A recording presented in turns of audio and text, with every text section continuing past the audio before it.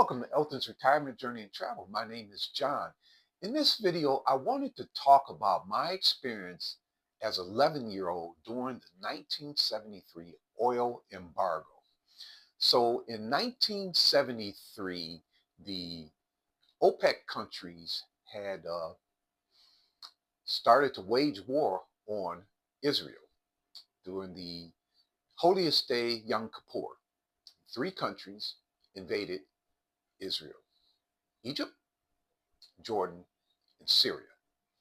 And it was fully supported by all the Muslim countries over there, every last one of them. And during that time, the United States, which was Richard Nixon was in office, decided to help Israel with weapons and intelligence and various things like that. We were in the height of the Cold War. The Vietnam War was still going on. We were trying to wrap that up, but we were doing a lot of bombing of the neighboring countries at the same time. Very controversial uh, time, 1973. So in retaliation, the oil-producing countries had decided to reduce production and then ultimately just cut off all exports to the United States. And at that time, we were really, really growing. Prices were pretty low. Um, Detroit was putting out a lot of big cars that consumed a lot of gas, and it really affected our economy. So I'm going to go into my testimony. So at 11 years old, the first thing I remember is uh, going and filling up the tank in a economy car.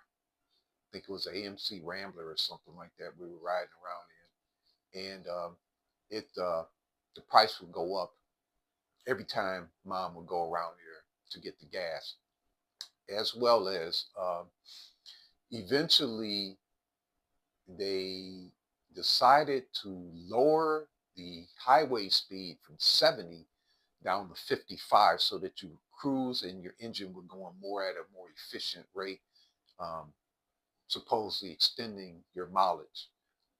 The other thing I remember back then is that they passed a law to make it illegal to litter. Back in the 70s, fast food was coming in, the McDonald's and things like that. Um, and a lot of the beverages were in glass bottles, and people just used to throw this stuff out on the side of the road. It was really, really messy. Glass everywhere. So I remember that there was a law passed, and things started getting cleaned up and look a little bit better on the highways. There was a lot of petroleum running out, the gasoline. There was a rationing. I do remember there was odd and even days that you can go and purchase your gas. I definitely remember that.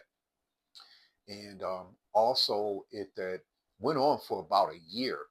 The price of oil had gone way up. $10 in a barrel or whatever it was. It started going up, and what that did was it caused a recession in the United States, and that recession went for quite a while from 1973 on all the way up to probably about well into the 80s. I do remember after Reagan got into office that I made my first investment and I got a CD with $3,000 when I was in Northern Virginia, and I think I was getting 12.5%. Interest rates are really high. That all happened during the Carter administration. And of course, we had the Shah was deposed, and we had the hostage crisis. The whole 70s was really, really bad. And I grew up in Detroit, and one of the things I remember is that they used to build a lot of big cars, Lincoln Continentals, the four doors, Park Avenues, uh, Chrysler Imperials, um, Cadillac Coupe de Villes, really big cars. These are the type of cars that were very luxurious. Power windows, tilt steering wheel, big front grills, big old engines, great for riding around in on long trips. And even some of the mid-sized cars like the Thunderbirds, uh, Chrysler Cordova, you climb in these cars like a little kid and you just sink into the back seat. So all the cars were very big back then. And it had caused what's called stagflation, where prices just got high and stayed there. And living in Detroit, uh, the summer of 1978, there were a lot of young guys who would work in the auto industry. So if you were going to school and you were coming up on your 18th birthday and you decided to drop out, you could just go work at the plant and you would be making some really, really good money. Um, and everybody thought that, okay, we're doing a changeover where they close the plant down and retool it to make a new product. Well, they all got laid off. When they came back, the auto manufacturers had to figure out how to make small cars with more fuel efficient, and they just laid off so many people. And after that, everything changed. All of the different suppliers in Detroit, they all closed and left, and it just became a big mess. So that's what I remember from the oil embargo, incredible inflation, a lot of job loss. Uh, the, I heard stories of people, eating dog food, mixing it with ground beef and all this little weird stuff. I have no evidence of that, but I know it was really, really tough back then in the 70s. And we lived through it. And so today, the example of some of the price increases, I had filled up. I drive a 2012 Honda. It has a 10 and a half gallon tank, something like that. And 3 weeks ago, I paid $2.67. And I can cruise for about 2 weeks or 350 miles. Gas went low. Tank needed to be replenished. I replenished it at 319. So from 267 to 319, that's a 50-cent increase. At 10 gallons, that's $5 more it cost me. And now it's up to, I think, 267. And so if I paid 319 a week or so ago, the middle of the month, then it'll be another 50 cents times 10. So that's another $5. So 1 month, my fuel cost has gone up by $10. So you can see, and I have to put that in on my budget. And what that will do is the amount of walking around money will be reduced by that amount. So let's just say that I had $100. Now that I'm retired, I don't do a whole lot. I don't need a lot of money. Just bus fare to get back and forth to the stadium job. I would have $10 less to spend on it. So that's how it affects the typical individual. Now, I'm going to go ahead and go into what I feel, and from my understanding, is the root cause. The root cause of these wars against Israel is related to the Balfour Declaration that came out in after World War II. So the nation of Palestine had been there for ages. It's an Arab country, and there was Jewish community, and where because it's over in Jerusalem in that holy area, the Muslim, the Jews, and the Christian, it's a very holy uh, part of the world. And the Balfour Declaration stated that the European Jews who survived the Holocaust would have a homeland, and that homeland became Israel, and it was where it used to be Palestine, and Israel was formed in 1948, and it would be comparable to the here in America when the Europeans landed, and after a period of time, they took the land from the Indians and put them all on the reservations. That's kind of like what it's compared to. The Palestinians have been there for a long time, and with the British there, they had just pushed them out. They now live in the West Bank and the Gaza Strip, and in that holy area. And the Muslim Brotherhood is all the Muslim states that say, hey, this is Muslim country. You're taking it over, and that's primarily why they have the wars over there. And the Yom Kippur War, they were invaded by Jordan, Syria, and Egypt. and they beat them back. And matter of fact, they beat them back in such a way that they had doubled their territory. And over the years, they started settlements, and then the settlements were shelled and things like that. And it's just a repeat with Iran doing the same thing Egypt tried to do. And I guess they're all trying to figure out who can be the first to knock off Israel.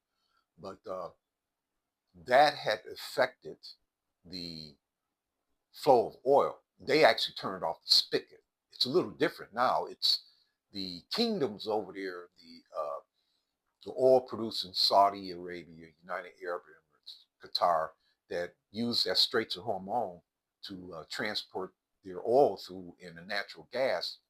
It's really affecting the countries that are developing, especially over in Asia,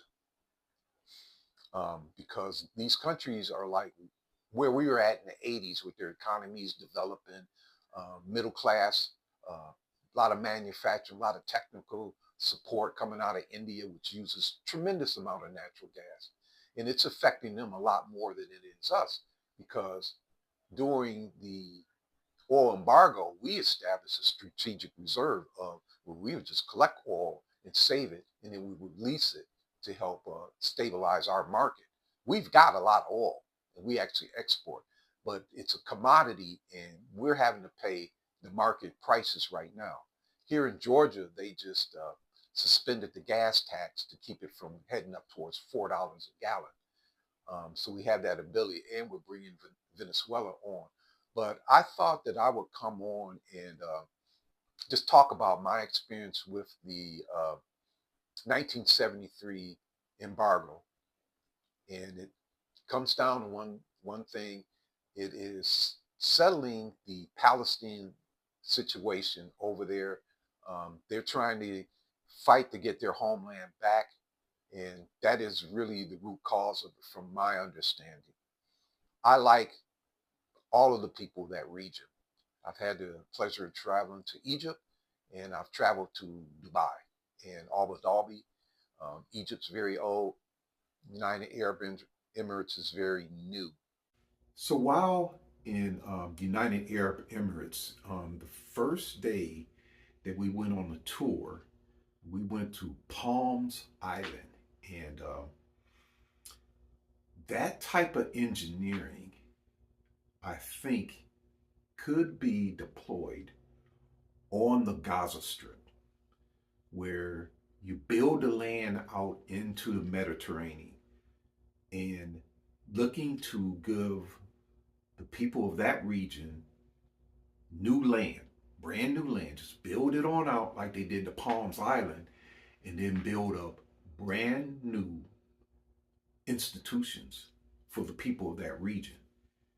Build it up first, move them in, and then the old area that's been living in like it's a refugee camp, you demolish that and build that up, and now you have a brand new community to live in. Um, I think that might help.